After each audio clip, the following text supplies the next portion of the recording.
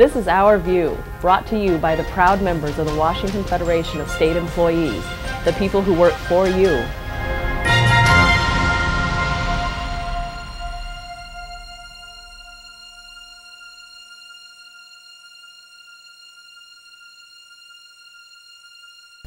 Wounded and injured soldiers who are recovering are getting assistance from state employees as they put their lives back together following their military service. An employment security career coach has set up shop at a Fort Lewis day room to help soldiers define that new chapter in their lives. Well, being a state employee and part of WorkSource Operations Division, our focus is still employment. But rather than do a referral placement, we're teaching people how to get their employment. And once you learn that skill, it's there. No matter if you get a job, decide to go somewhere else, you will have the tools in order to advance. Now, my job here is as a career coach. I don't scan for jobs and give people jobs. I teach them how to get them. So when they leave here and they need employment assistance, they will have a resume in their hand and they will know how to apply and obtain jobs, how to target their positions. I also help with, a lot of the younger soldiers don't know what they want to be doing once they leave. So career assessment is a big part of what I do. I don't provide jobs that aren't a livable wage because it's a waste of time. All of the soldiers coming back, male and female, need to be able to not only just make the bare minimums, but they need to be able to live. I love it out here. Absolutely. The soldiers, being a disabled veteran myself, it's kind of a camaraderie here. Working one-on-one is so much more beneficial than working in a classroom, giving general information. It really shows the soldiers how much we care about them. When I first started with the Veterans Program, it was desk level assistance. But over the years and the transitions, it's gotten more away from that. And this is my roots. This is what I love to do. Anything that I can do to help a veteran or a soldier, that's what I try to do. I just had surgery 2 months ago, so I'm getting the physical therapy right now. And then we also get education. We have opportunities to do education, and we get employment assistance with resumes and stuff through Beth Augustine. She's a great asset. She goes out of her way to help us out. I was talking to Beth about employment with, law enforcement in general. Wanted to become a police officer, and she just gave me other avenues of approach. Said that Washington Corrections is hiring, and I said, all right. And I filled all the paperwork out. She coached me before I had the interview, helped me out. Also gave me, prep on different other aspects, how to wear, stuff like that, how to carry yourself. And went in with the interview, pretty much aced it. I felt very confident about myself, thanks to Beth and Michael.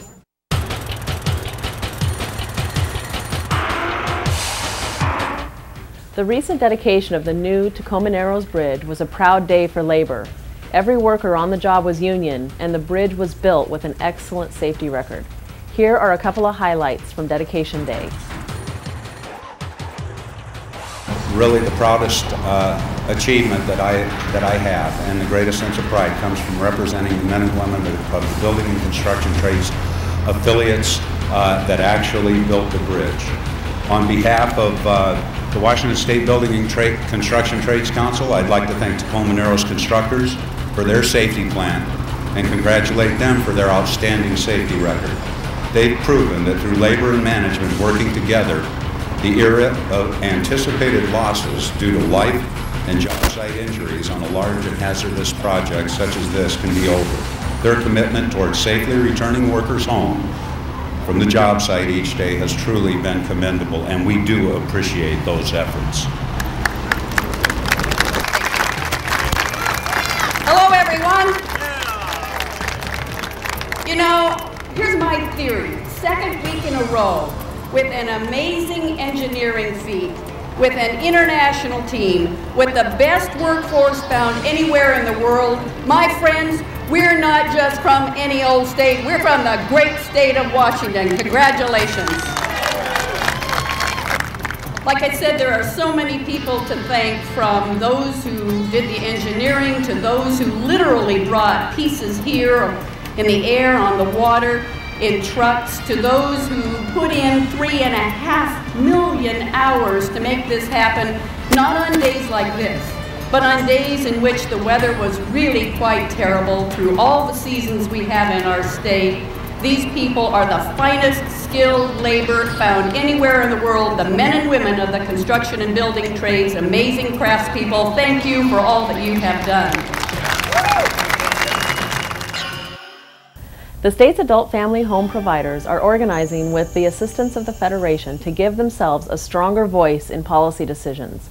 These providers offer care in a home setting and are currently paid a rate barely livable. To be an adult family home provider, it takes a unique person who's very caring and willing to be spending long hours with people. We take care of people with dementia, developmental disabilities, mental health issues, and we have it in a home-like atmosphere, so there's one-on-one care and individual catering to each person's needs. It's very important to educate the population and let them know what we are about and what we have to offer, and let them have a choice of where they would like their loved one to be. We are excited about unionizing because it's going to bring us up to a level playing field with the state government in what our regulations are, what our rate of pay is going to be, impartial appeals processes, health benefits, vacation time, just the things that we would like to be offered as others are. Unionization is an excellent thing for the public. We, in the next 5 years, are going to get the biggest flux of geriatric patients and people who need health care. If you look at it from a range in a community sense, we are going to be opening the doors in the public so there is enough room for everybody, so no one has to be housed or left alone.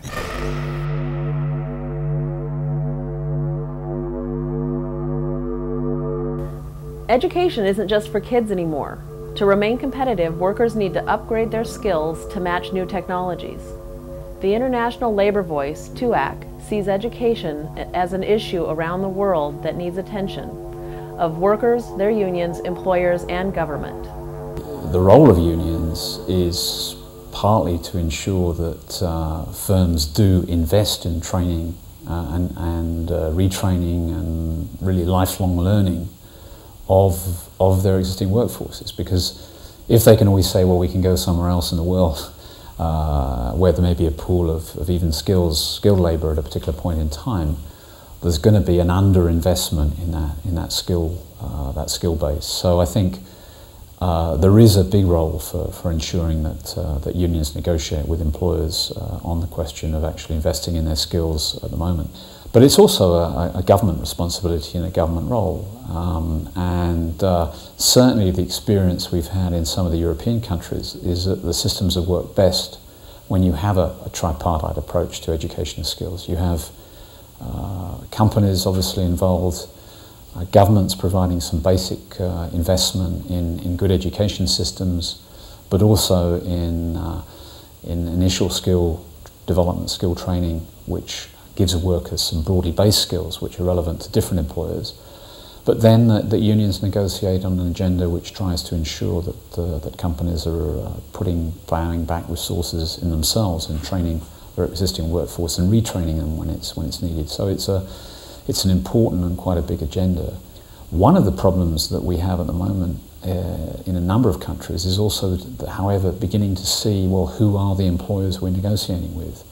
And this is an issue which we've picked up in our discussions with governments about the growth in some of the private equity firms which are investing in companies, and the objective of those firms is to have a quick turnaround in 2 or 3 years of a company, sell a company at a high with a high capital gain, very short-term profits.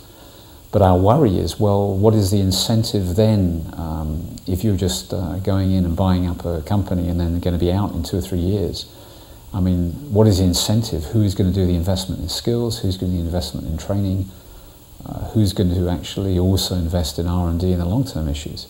So we really do feel that some of these new models, as new investors, pushing for very short-term, high rates of return, are a problem for precisely the sort of sustainable, good model of labour and employment policies and skills policies, which we'd like to see from employers. A look at our union history. Here's Ross Rieder. On August 14, 1935, a Social Security system for our nation's retired became the law of the land. Even though it is occasionally under preposterous attack from loony portions of our society, it remains one of the few relatively safe and valued innovations of the New Deal period of the last century. All peoples throughout all human history have faced the uncertainties brought on by unemployment, illness, disability, death, and old age. In the realm of economics, these inevitable facets of life are said to be the threats to one's economic security. For the ancient Greeks, economic security took the form of amphorae of olive oil. Olive oil was very nutritious and could be stored for relatively long periods. To provide for themselves in times of need, the Greeks stockpiled olive oil, and this was their form of economic security. In medieval Europe, the feudal system was the basis of economic security, with the feudal lord responsible for the economic survival of the serfs working on the estates. The feudal lord had economic security as long as there was a steady supply of serfs to work the estate. And the serfs had economic security only so long as they were fit enough to provide their labor. During the Middle Ages, the idea of charity as a formal economic arrangement also appeared for the first time. Family members and relatives have always felt some degree of responsibility to one another, and to the extent that the family had resources to draw upon, this was often a source of economic security, especially for the aged or infirm. And land itself was an important form of economic security for those who owned it or who lived on farms. These then are the traditional sources of economic security: assets, labor, family, and security. Thank heavens for the Social Security system. This has been Our View, brought to you by the members of the Washington Federation of State Employees, the people who work for you. We remind you, when you accept a paycheck for your hard work, you don't give up your rights. Thank you for watching, and please join us again.